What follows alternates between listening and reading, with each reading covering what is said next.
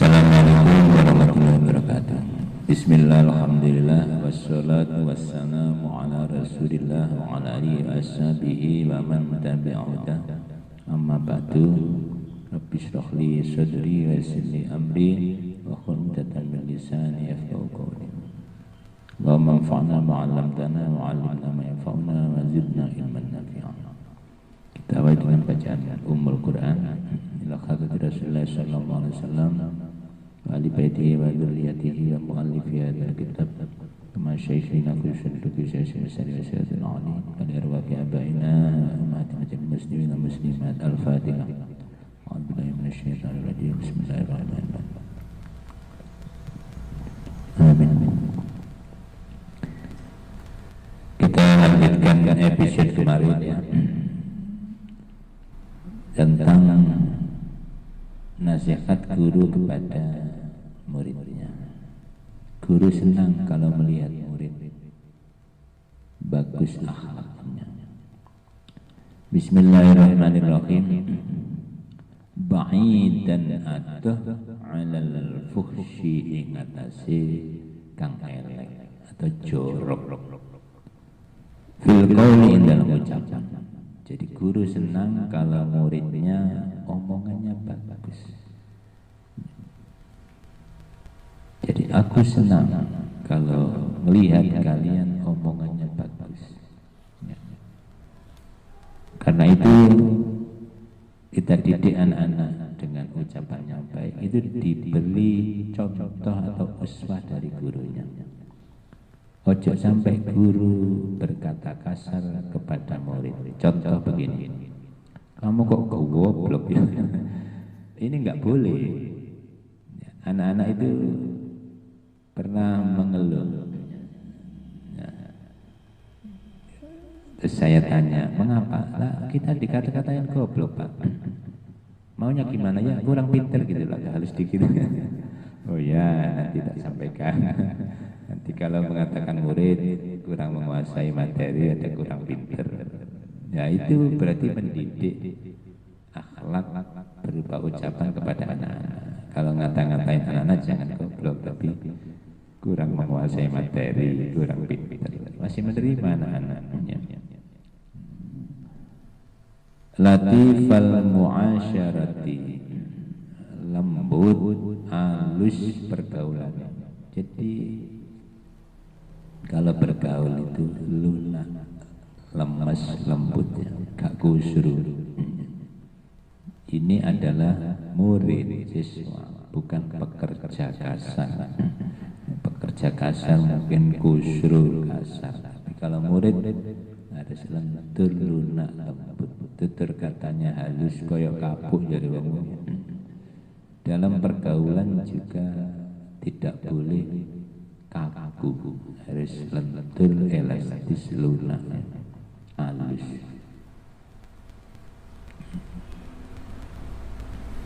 Ya, kita ingatkan kalau ada anak kasar. Contoh begini, ada temannya bawa jajan, langsung saut. Ini harus kita ingatkan, jangan begitu. Kamu minta dan mengatakan yang baik. Aku pengen jajan yang kamu punya, boleh enggak? Ya, aku minta sedikit. Jangan langsung main saut. Ini enggak baik. Harus kita ingatkan wong guru lihat yang enggak benar. Mungkin dia belum tahu akhlak yang baik, tata cara minta yang baik. Kita ajari, oh gini caranya. Kalau dipinjami alat tulis apa, pulpen apa, tip jangan dilempar. Kadang anak itu dilempar. Ya. Ada temannya pinjam dilempar. Nah, ini kita ajari, jangan dilempar, kasihkan. Dekat, kasihkan. Kalau nggak mau mendekat, ya minta tolong teman di sampingnya. Ya. Nanti dari tangan ke tangan akan sampai pada teman yang minjam. Itu adalah bagian daripada akhlak untuk anak-anak.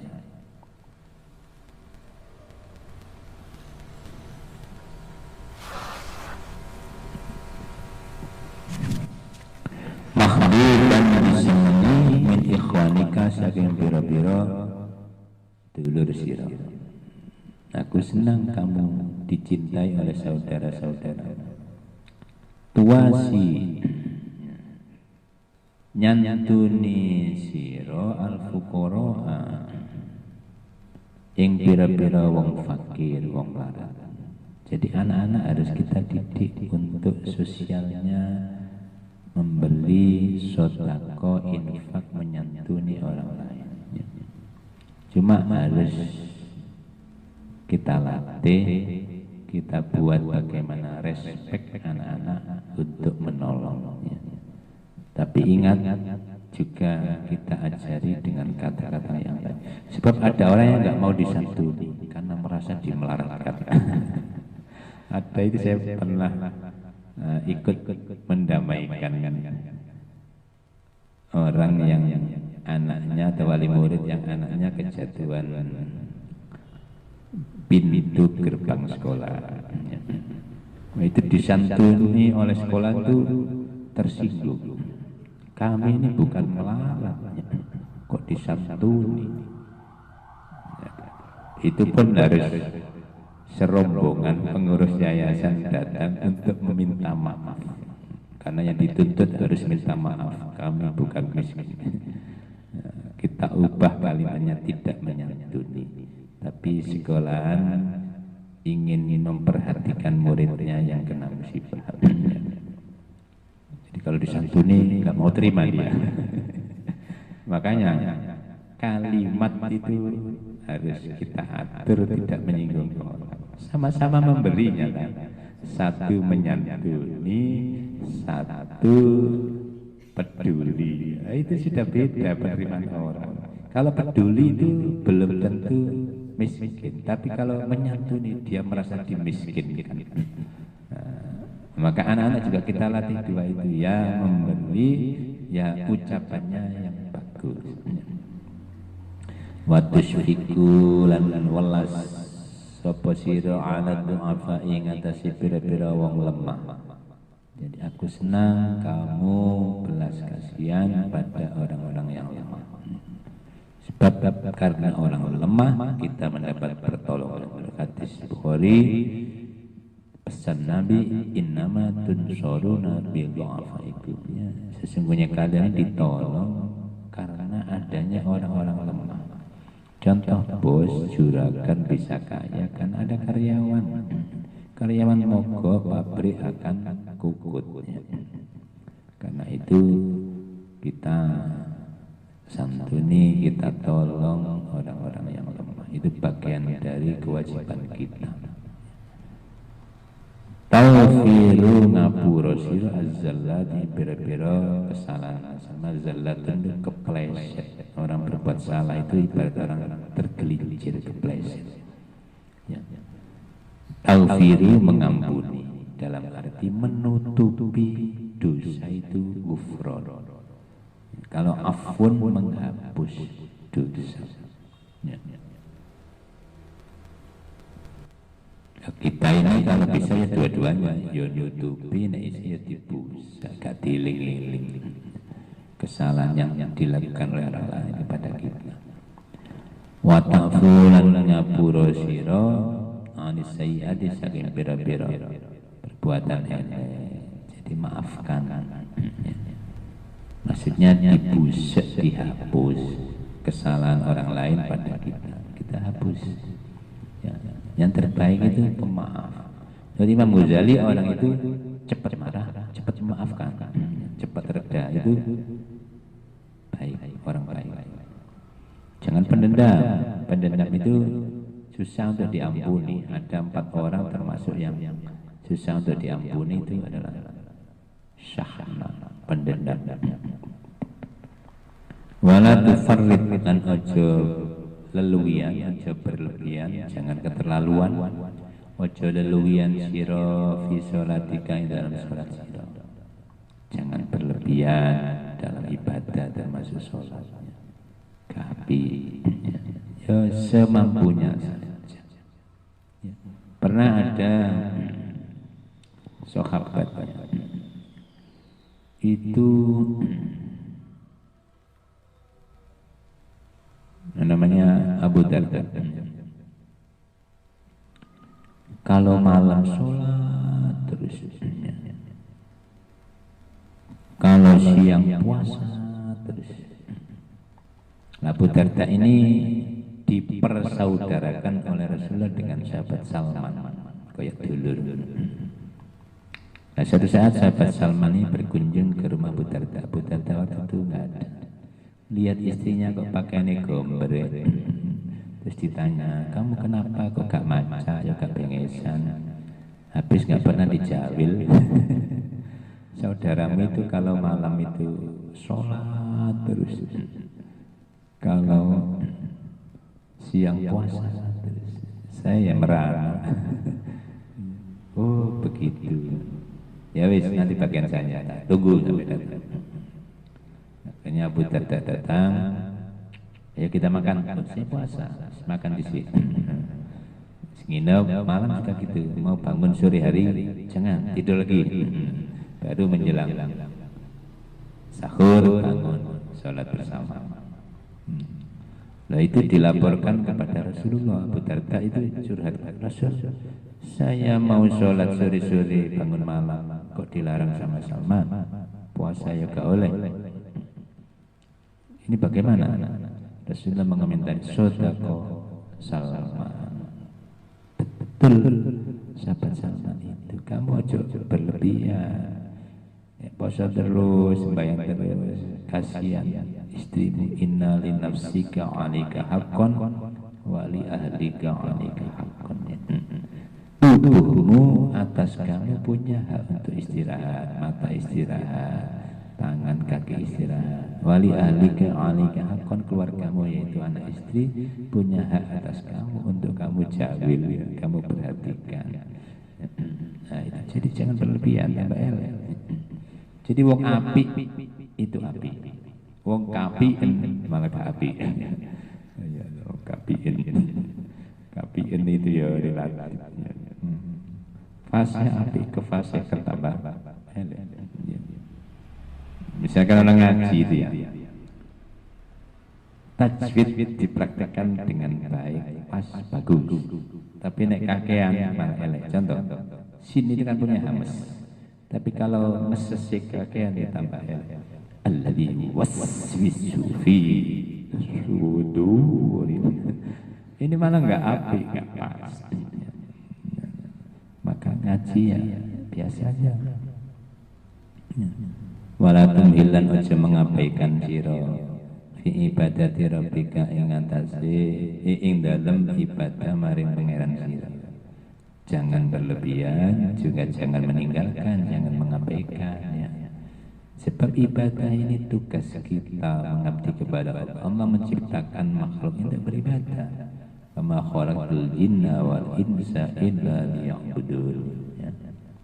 Aku tidak menciptakan jin dan manusia kecuali untuk ibadah. Mengabdi, ibadah itu mengabdikan diri kepada Allah. Kalau dalam kitab-kitab itu ibadah itu dari tawadhu, rendah diri. Tawadhu, rendah diri. Jadi orang ibadah kok sombong itu berarti hakikatnya belum beribadah. Contoh orang sholat kok sombong, takbiri kaya wong demo, itu berarti belum hakikatnya belum sholat dia, demo dia kepada Allah. Maka harus tawadhu, rendah diri, DP ya.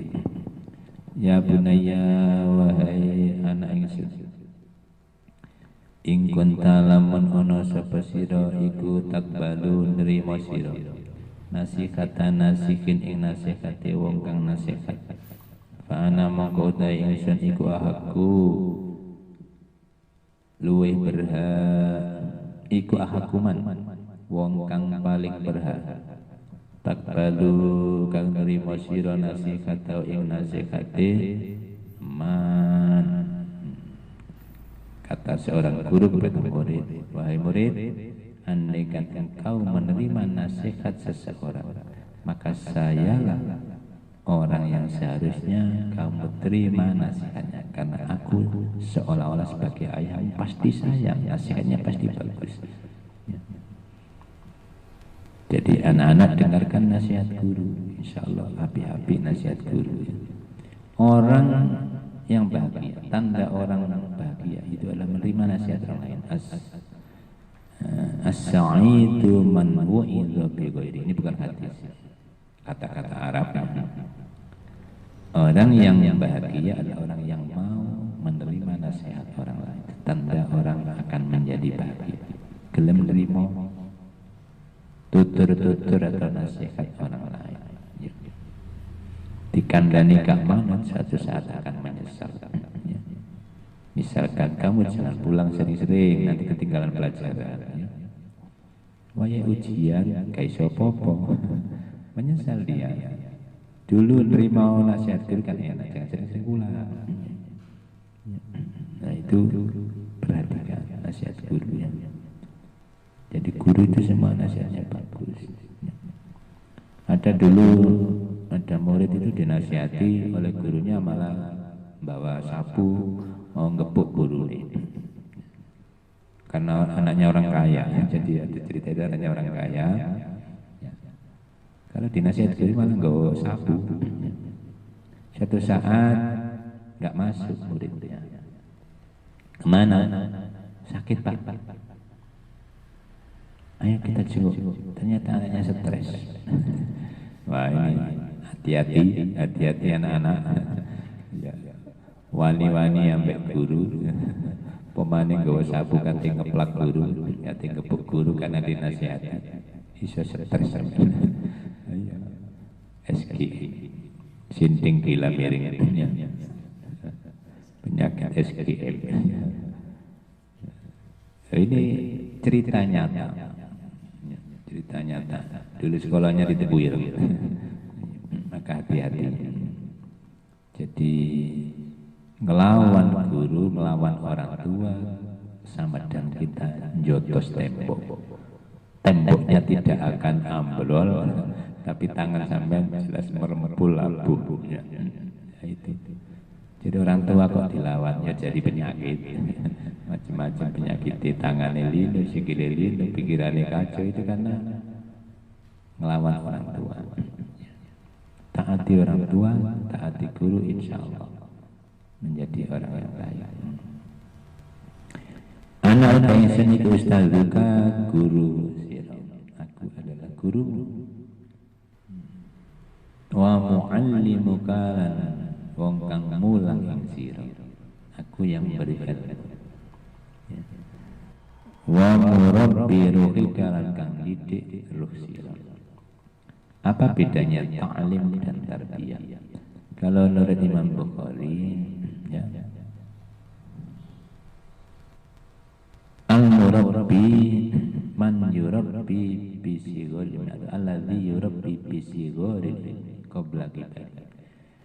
Al-murabbi, pendidik itu orang yang mengajari yang kecil-kecil, ya. Ilmu yang kecil-kecil, hal-hal yang sepele. Kalau makan tangan kanan, kalau makan dikecapi sampai lembut, sebelum makan baca bismillah, namanya mendidik. Ya. Kalau gosok papan tulis gak usah mekal-mekol.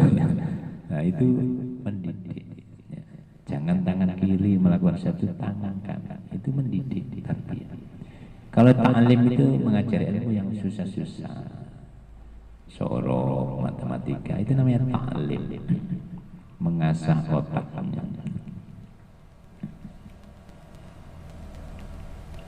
Sing cilik-cilik, sing remeh-remeh. Kayak Rasulullah itu ya.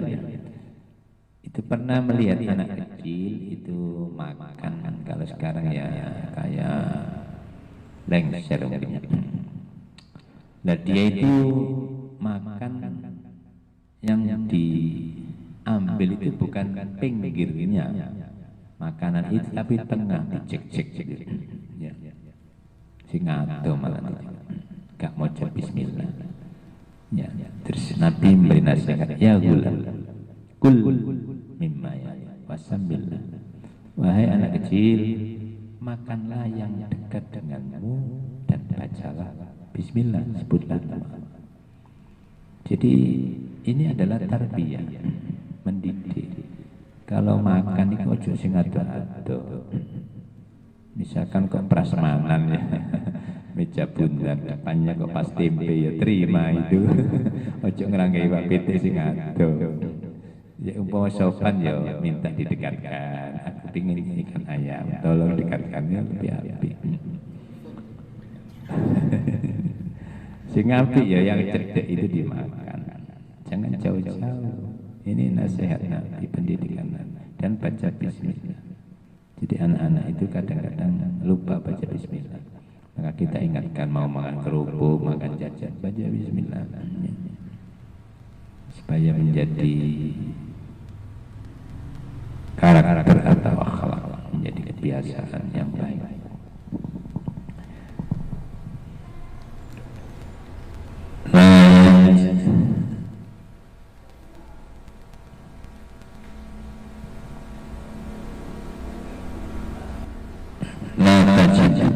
Orang muni sira ahadan ing wong suci akhrasa sing paling ingin paling kepingin alaman manfaatika ing atase maringi manfaat sira.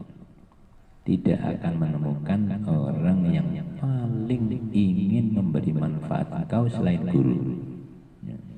Kalau ada guru kok gak kepingin muridnya pinter, ya ini bukan guru yang sebenarnya, hanya pengajar saja, memberi ilmu.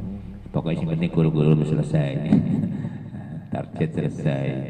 Bukan itu, guru itu ya ada tarbiyahnya, ada ta'limnya, ada tazkiyahnya. Tugas guru itu ya ta'lim, beri ilmu, tarbiyah, mendidik, dan tazkiyah, menyucikan hati muridnya, diasah dengan macam-macam cara. Dulu para ulama itu mentazkiyah muridnya itu dengan berbagai macam cara. Contoh, ya Ihsan Jambes waktu itu masih kecil, mondok ke Mbah Khalil Bangkalan.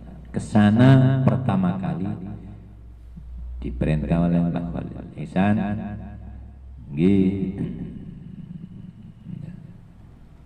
kamu cari cincin punyai yang jatuh di sapi tank, atau kalau di sini apa ya, tempat pengumpulan dari WC di kota dari WC ini, septic tank atau sapi tank,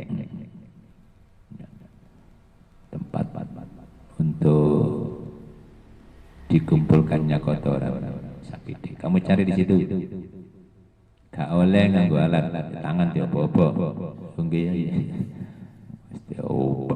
Sikil wek tangan ketemu neka ya panik ini ya, oh ya dah kamu pulang ke mondok. Karena yang dilatih di tazkiyah itu hatinya, dikongkon apa yang manut apa sahabat. Ini bagian dari tazkiyah, pembersihan dan penjernihan hati. Jadi dia tidak diapa-apa. Itu caranya masing-masing murid. Ada sing daerah selatan Blitar, ada murid datang. Siapa namanya? Abdullah ya. Bukan Abdullah. Nah, Abdullah. Ini Abdullah musuh Gusti Allah, takon mulih. Ini Abdullah hamba Allah. Langsung dijak nang pinggir gelombang, jagun glul. Ya apa reaksi ini? Ya manut ambek kiai. Ini ngelatih kesabaran. Ya, kalau sekarang ada guru seperti itu, wali murid yang datang nyeluk polisi, undang-undang kekerasan anak. Kalau sekarang hati-hati, jangan sampai mukul fisik, karena mukul fisik bisa kena undang-undang kekerasan anak-anak. Ya kita tiru Rasulullah aja nggak pernah mukul-mukul sahabat. Ada sahabat mondok 20 hari, namanya Malik bin Huwairis. Kita 20 hari mondok dengan teman-temannya di rumah Rasulullah. Selesai mondok itu merekam sifat Nabi. Disebutkan sifat Nabi kana rahiman rafiq. Nabi itu sayang dan belas kasihan. Sayang dan belas kasihan. Itu sifat Nabi kepada muridnya Pondok Kilatan Malik bin Khuwairis dan teman-teman. Dan kepak-kepuk. Anak kita uring-uring, kita kepak-kepuk, tidak jaminan pinter, malah jepiping kaiso nerimo. Dengan dulu bayi Adlan itu ada anak setoran salah yang nggak pernah diberitahu. Soalnya kalau setoran diberitahu malah hilang apalanya. Jadi muring-muring nggak jaminan masuk, tambah hilang pikirannya, nggak konsentrasi. Makanya di sekolah harus hati-hati. Kenapa dulu pernah guru dilarang jualan ke murid-muridnya baik LKS, barang-barang kali. Tujuannya itu, kalau guru jualan buku ke murid langsung, maksudnya guru person guru, nanti ketika diajar muridnya jepiping kuatir ditagih utang. Gak sih ngerokno pelajaran, kadang gak masuk, maka dilewatkan koperasi supaya gak diulang guru ini. Ini salah satu tik.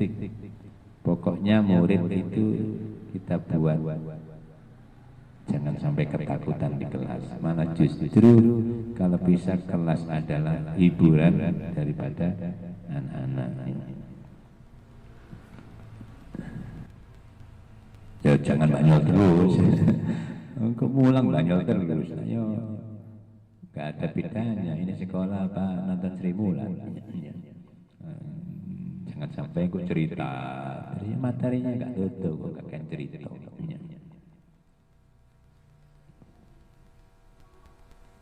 Tapi cerita itu metode mengajar ulama-ulama dulu di sisi cerita. Saya juga sering cerita, ulama-ulama dulu juga sering banyol ya. Tapi kan tidak terus-menerus banyol.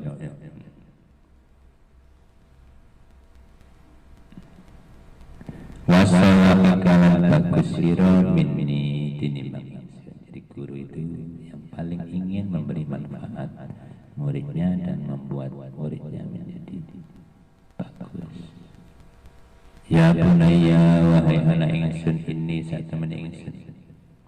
Laka maring siraiku nasikun wong kang maring nasih. Aminan wong kang kena dipercaya.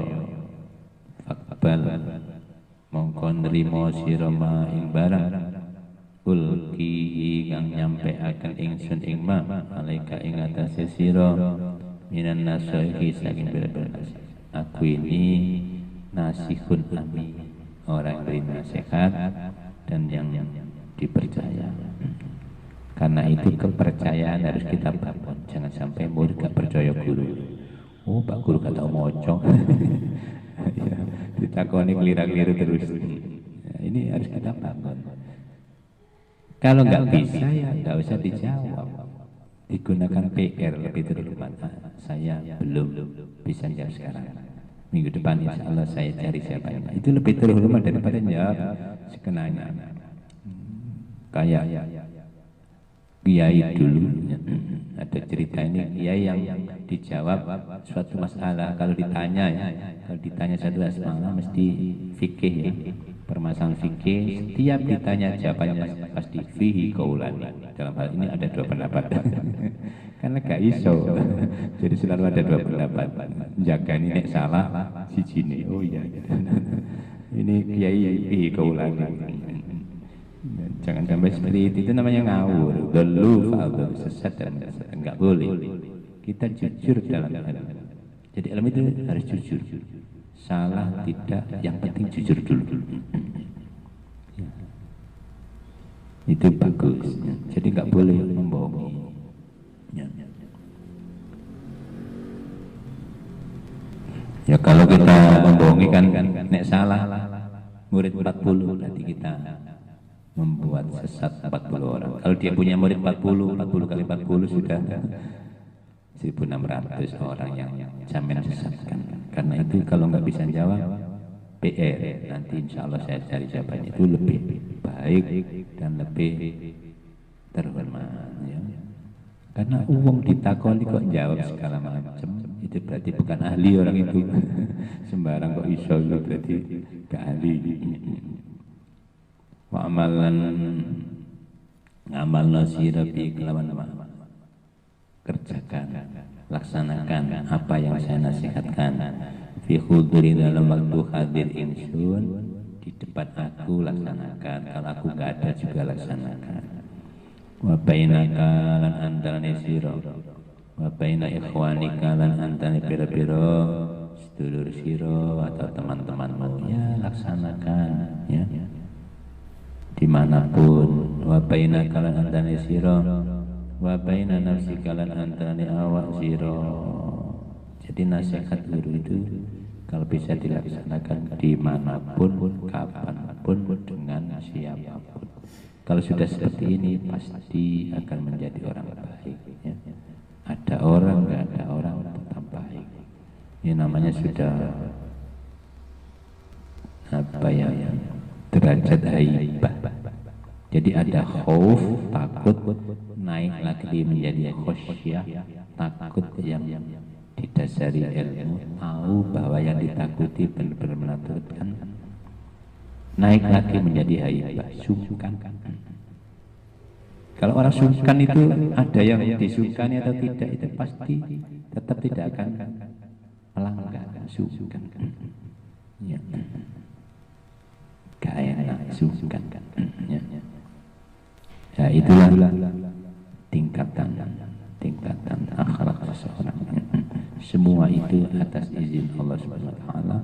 Maka guru harus mendoakan muridnya agar menjadi orang yang baik, akhlaknya bagus kepada Allah, kepada dirinya dan kepada makhluk-makhluk Allah. Semoga ada manfaatnya ya. Allahumma anfa'na ma'allamtana wa'allimna ma yanfa'una wa zidna ilman nafi'a wallahu a'lam bissawab. Assalamualaikum warahmatullahi wabarakatuh.